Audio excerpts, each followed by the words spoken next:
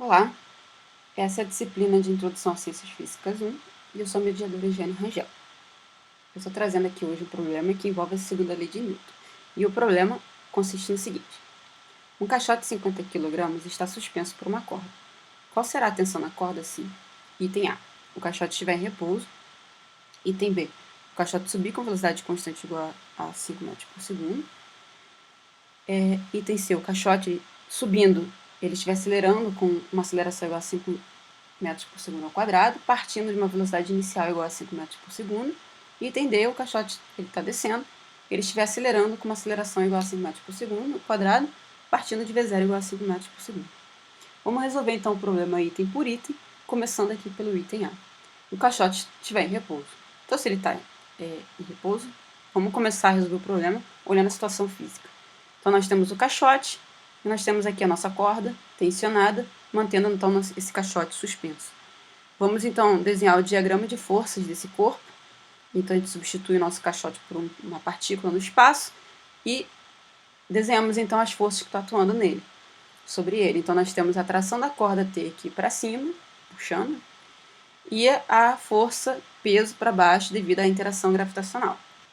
Bom, eu gostaria de ressaltar aqui que nesse slide, e bem como nos próximos que virão pela frente, no diagrama de forças, as forças aplicadas no sistema estarão representadas por letras em negrito. Então, a segunda lei de Newton nos diz que a somatória das forças que atuam no sistema, no caso nesse nosso caixote, ele tem que ser igual à massa do caixote vezes a aceleração que ele adquire. Então, nós temos, nesse caso, somente duas forças atuando sobre o caixote. Então, nós temos aqui uma soma vetorial entre a tração da corda mais a força-peso. E o que a gente tem de informação importante aqui também? É que o caixote ele está em repouso. Então, se ele está em repouso, ele vai ter que permanecer em repouso, trazendo para a gente uma condição de equilíbrio estático. Então, nós não temos aceleração no nosso problema. Ele estava inicialmente em repouso, nós temos forças que atuam, e ele continua em repouso a todo o tempo. Então, se a aceleração é zero aqui, nós vamos escolher aqui o nosso sistema de referência sendo uma coordenada y chapéu que aponta para cima. Então, a gente pode reescrever a nossa equação como sendo... vamos então olhar somente para a direção y do problema. Então, nós temos dessa igualdade aqui que a massa vezes a aceleração na direção y é igual à tração na direção y mais a força-peso na direção y. E essas duas forças já são na direção y. Então, como nós não temos aceleração no sistema, significa que todas as componentes do vetorzinho A, eles são identicamente nulos. Então, substituindo tudo isso nessa expressão, onde a força-peso aqui, por ela apontar para baixo, ela tem uma componente que ela é negativa na direção y chapéu, que vai ser menos mg. Então, o P de y ele vai ser menos mg. E a tração ela aponta para cima, positivo. Então, nós temos que zero, porque a y é zero, é igual a ty mais py. Então, ty, passando isso aqui para o outro lado, vai ser menos py. Menos aqui permaneceu. E nós temos que pegar, então, quem é a componente y da força-peso. E ela é menos mg, porque ela aponta para baixo. Então, nós vamos ter menos que multiplica menos, que vai dar simplesmente mg. E nós vamos ter essa multiplicação da massa vezes a aceleração da gravidade, que nós vamos supor aqui, ou considerar, desculpa, igual a 9,8 metros por segundo ao quadrado. E aí nós vamos ter, então, uma tração da corda da ordem de 490 newtons, que é exatamente a mesma intensidade da força-peso do nosso bloquinho. Então, essas duas forças elas se compensam. Então, como não existe força resultante, porque uma atua para cima e outra para baixo de mesma intensidade, a aceleração é zero. Agora, e se o caixote ele estiver subindo com uma velocidade constante igual a 5 metros por segundo? Novamente, aqui nós temos o nosso problema. Tudo segue igual, com a única diferença que agora eu representei aqui, o nosso vetor velocidade, que o nosso caixotinho tem, que vai ser o mesmo em todo instante. E ele aponta para cima que ele está subindo. Então, qual a informação importante aqui? É que a velocidade é constante. Isso nos traz uma condição de equilíbrio dinâmico. Por que dinâmico? Porque nós não temos aceleração, pois não temos variação da velocidade, porque a aceleração ela é a taxa de variação da velocidade com o tempo. Mas é dinâmico porque esse bloquinho ele está se movendo, ele tem uma velocidade. Então ele sobe, mas a velocidade é constante, não tem aceleração. Então nós estamos numa condição que a gente chama de equilíbrio dinâmico, onde A é igual a zero. Então, novamente, escolhendo aqui o nosso sistema de referência como y apontando para cima, a gente reescreve a nossa equação em termos das suas componentes na direção y, aqui, que é igual ao anterior, e na verdade tudo segue igual. Nós temos a tração para cima, na direção y, e a força-peso, na direção y, vai ter uma componente que na verdade é negativa, menos mg. Então, na verdade, a nossa expressão, de nossa resolução do problema, ela nos fornece que a tração da corda ela continua sendo igual ao caso anterior, onde a tração vai ter 490 newtons de intensidade para fazer com que esse bloquinho, esse caixote, suba com uma velocidade constante. Desse modo, a gente não está variando a velocidade desse bloquinho, porque a gente não gerou aceleração nesse problema. As forças da tração e da força-peso elas se compensam. Agora, o que acontece então se o caixote ela estiver subindo e está acelerando com uma aceleração igual a 5 metros por segundo ao quadrado, partindo de V0 igual a 5 metros por segundo. Então, de novo, nós temos o problema, o diagrama de forças e a nossa segunda lei de Newton. Agora, o que eu preciso saber? É que ele está acelerando e está subindo. Então, nós temos uma aceleração que é igual a 5 metros por segundo ao quadrado. Essa expressão está errada porque não tem aqui uma direção. Vamos tratar aqui como módulo. E eu já coloquei que ele é para cima. Por que ele é para cima? Vamos analisar. Então, ele parte de uma velocidade inicial igual a 5 metros por segundo. Eu não estou representando aqui em termos de intensidade, mas nós temos aqui uma velocidade inicial, que é esse vetorzinho aqui, que eu coloquei ele pequeno, porque como ele está acelerando, ele vai ter que ter no instante posterior um tamanho aqui que vai ser maior do que o anterior. Então, a velocidade final tem um vetor associado que é maior que o anterior. Então, quem é ΔV? Nós vamos calcular, então, quem é ΔV. A gente sabe que ΔV é a velocidade final menos a velocidade inicial. Isso é uma matemática vetorial, ok? Então, o que significa, então, esse ΔV? A gente pode pensar, se eu passar o V e para o outro lado, eu vou ter que acrescentar à velocidade inicial uma certa quantidade para que eu obtenha no instante posterior uma velocidade final maior do que a anterior.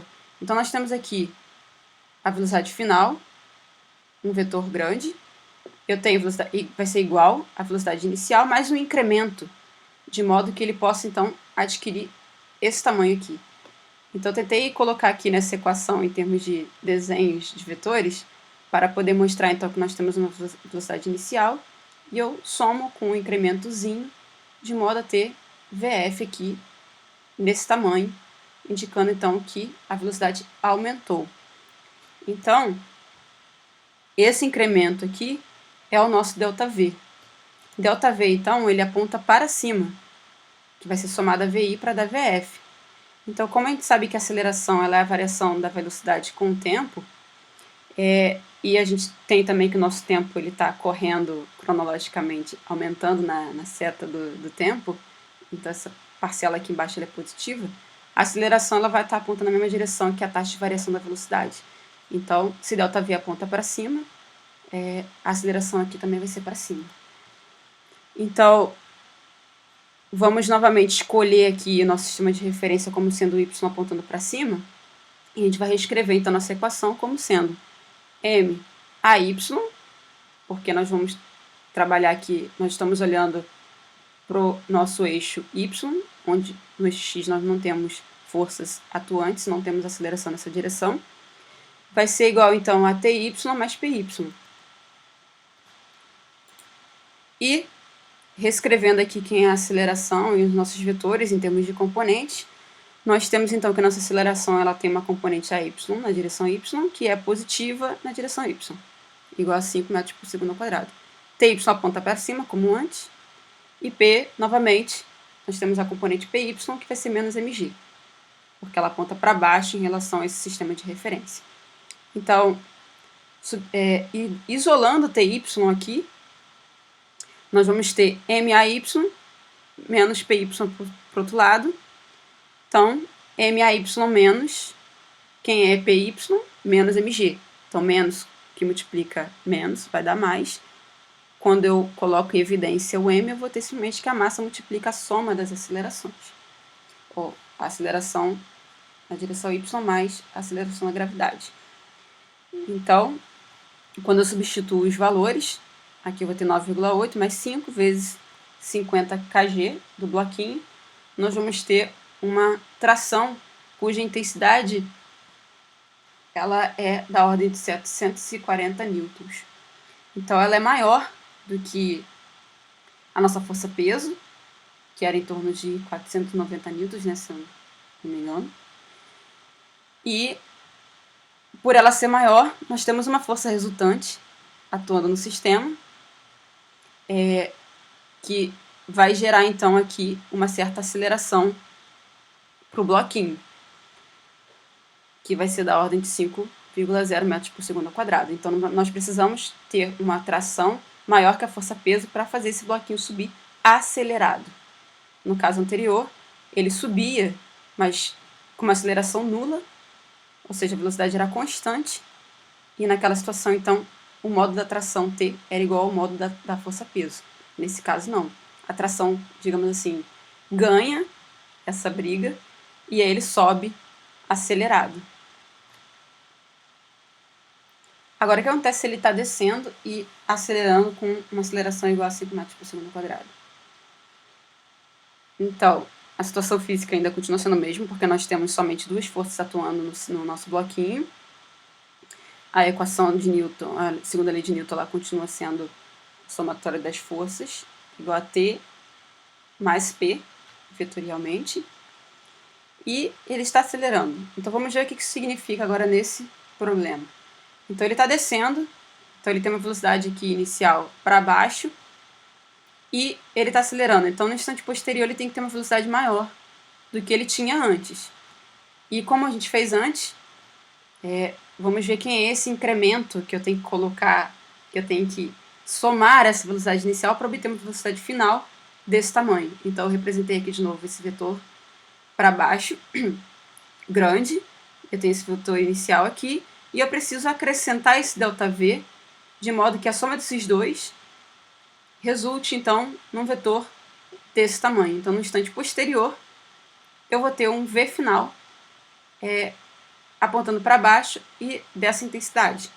Então, o nosso ΔV, que é esse incremento, ele aponta para baixo, e a nossa aceleração, assim como eu expliquei no item anterior, vai apontar para baixo também. Então, escolhendo de novo aqui, mais uma vez, o nosso sistema de referência como sendo y para cima, nós temos aqui de novo, considere aqui que é o módulo, porque agora eu vou dizer que a aceleração ela aponta, então, no sentido negativo do eixo y. Aqui tem que ser módulo, tá errado, porque não tem direção aqui, ó. E a gente pode, então, equacionar isso aqui de novo, e a equação é a mesma em termos das suas componentes na direção y unicamente, porque na direção x nós não temos movimento associado. Então, tá aqui os nossos vetores. O vetor A aponta na direção negativa do eixo y, TY aponta para cima e P, de novo, continua sempre apontando para baixo. Então, colocando tudo isso nessa equação, isolando TY primeiro, vamos isolar TY. TY é igual a MAY, P passa para o outro lado, menos PY. Então, TY é igual a MAY menos MG, como a gente tinha antes. Só que qual é a diferença agora? Quando eu colocar M em evidência, eu tenho AY mais G, só que a nossa componente AY, ela é negativa. Então ela vai entrar nessa expressão subtraindo do nosso G, ó, G mais a Y é negativo. Então, o nosso resultado aqui vai ser que a nossa componente da tração, na verdade a tração, né, na direção Y, vai ter intensidade de 240 newtons. Porque então agora a nossa força-peso, ela, digamos assim, ela está ganhando nessa brincadeira de briga de cabo de força, vamos dizer assim, de cabo de guerra. E ele vai estar, então, a gente vai ter uma resultante no nosso problema que vai apontar para baixo, acelerando o nosso bloquinho para baixo, porque essa força vai ser maior do que essa.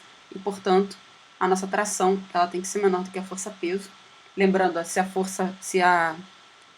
a massa do bloquinho é de 50, se isso aqui fosse aproximadamente 10, essa gravidade, daria da ordem de 500 newtons. Então, T é seguramente menor do que a força-peso em intensidade. Então, era esse o problema que eu queria resolver aqui com vocês hoje. Resolver esse problema envolvendo o equilíbrio estático, dinâmico, e quando nós temos força resultante no sistema. Então, é isso.